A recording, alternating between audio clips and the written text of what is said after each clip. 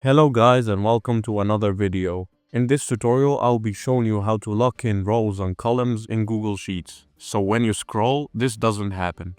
So for the rows, it's very simple. Just take this line.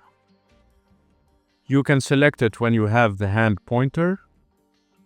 So click on it and drag it under the row you want to lock for it to be always appearing. So now when you scroll down, it stays visible. The same goes for the columns. Just drag the line after the column you want to lock. And now we scroll left and right and see how it stays in place. This has been it guys for locking your rows and columns in Google Sheets. I hope you enjoyed this video and found it helpful. If you did, please leave a like and subscribe to the channel, and I'll be seeing you in the next tutorial. Goodbye.